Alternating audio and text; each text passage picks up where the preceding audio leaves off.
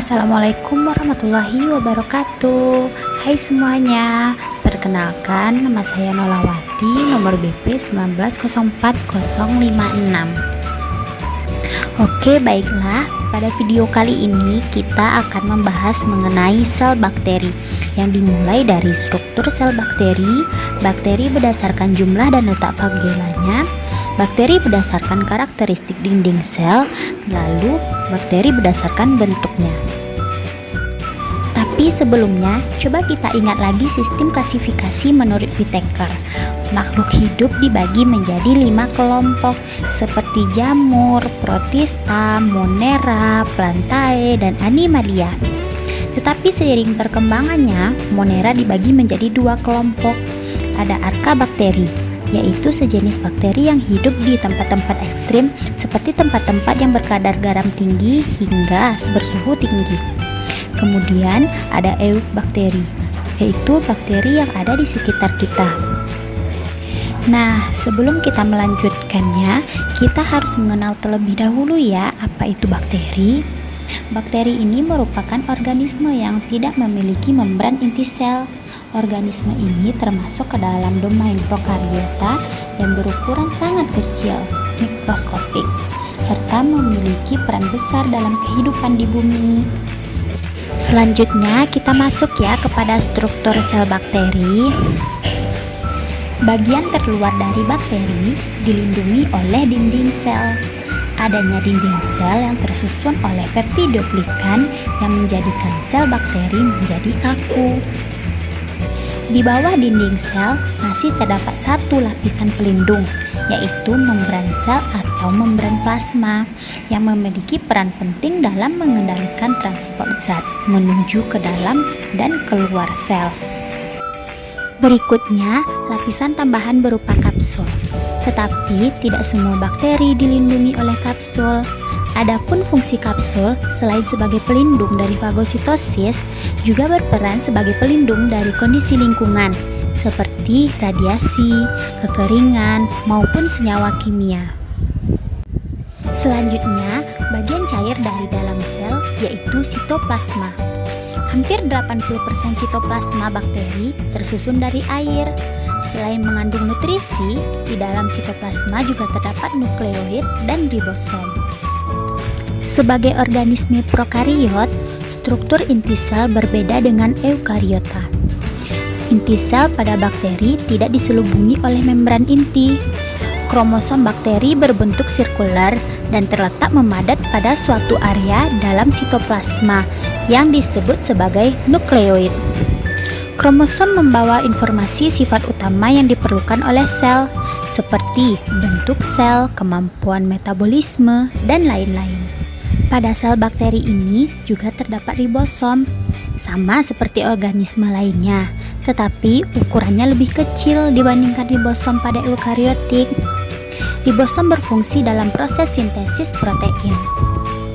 Selanjutnya ada pili, yaitu struktur yang melekat pada membran sel berupa benang mirip flagel, tetapi lebih pendek dan lebih tipis. Fungsinya sebagai alat pelekat. Ada juga fungsi khusus dalam pertukaran materi genetik melalui proses konjugasi. Berikutnya, struktur seperti benang tersusun atas protein, berbeda dengan pili sebagai alat pelekat, flagel sebagai alat gerak pada bakteri. Kemudian, kita masuk ya kepada penggolongan bakteri berdasarkan jumlah dan letak flagellanya. Flagella atau yang sering disebut bulu cambuk adalah bagian dari struktur bentuk sel yang berbentuk batang atau spiral yang berfungsi sebagai alat gerak. Pengelompokan bakteri berdasarkan flagellanya yaitu ada 5. Yang pertama, ada amfitrik. Dia memiliki satu flagella di setiap sisinya. Yang kedua, ada peritrik. Dia memiliki banyak flagella di setiap sisinya. Yang ketiga, ada atrik. Dia tidak memiliki flagella. Yang keempat, ada monotrik. Dia hanya memiliki satu flagella di satu sisinya. Dan yang kelima, ada lophotric.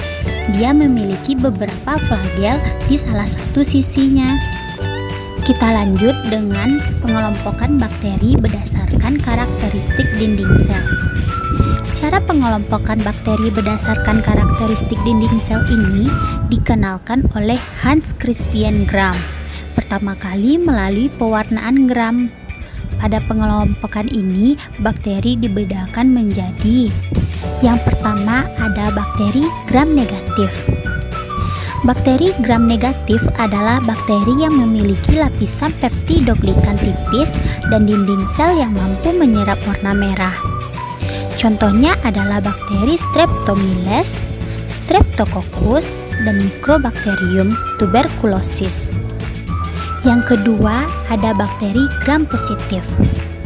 Bakteri Gram positif merupakan bakteri yang memiliki peptidoglikan tebal dan dinding selnya mampu menyerap warna violet. Contohnya bakteri Enterobacteria, Vibrio, dan lain-lain. Dan yang terakhir ada bakteri tidak berdinding sel. Sesuai dengan namanya, bakteri ini tidak memiliki dinding sel. Salah satu bakteri yang memiliki tipe ini adalah bakteri Mycoplasma. Nah, selanjutnya kita masuk kepada penggolongan bakteri berdasarkan bentuk bakterinya ya. Bakteri berdasarkan bentuknya dibagi menjadi 3, yaitu ada kokus, basil, dan spiral. Untuk bentuk kokus, bakteri yang memiliki bentuk bulat atau bujur telur. Organisme kokus bisa hidup sendiri, yaitu monokokus. Tetapi bisa juga hidup dengan formasi kokus lainnya.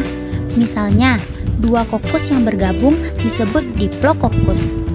4 kokus yang bergabung membentuk kotak disebut terakokus. Bakteri Sarcina tersusun dari 8 kokus. Susunan umum dari bakteri kokus membentuk rantai disebut Streptococcus. Kemudian, kokus yang tidak beraturan dikenal dengan Staphylococcus. Kita masuk kepada bentuk bakteri basil atau bacillus. Bakteri basil atau bacillus adalah golongan bakteri yang membentuk batang. Kebanyakan bakteri adalah berbentuk batang tunggal, yaitu monobacillus. Ada juga diplobacillus yang muncul secara berpasangan karena pembelahan, dan streptobacillus muncul secara berantai.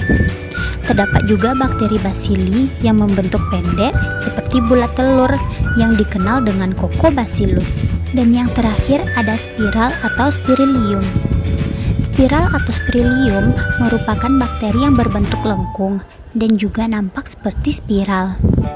Variasi bentuknya ada vibrio yang berbentuk koma jika lengkungnya kurang dari setengah lingkaran. Lalu spiral juga berbentuk lengkung dan seperti setengah lingkaran. Dan spirocota berbentuk lengkung yang fleksibel. Nah, mungkin itu saja yang dapat saya sampaikan.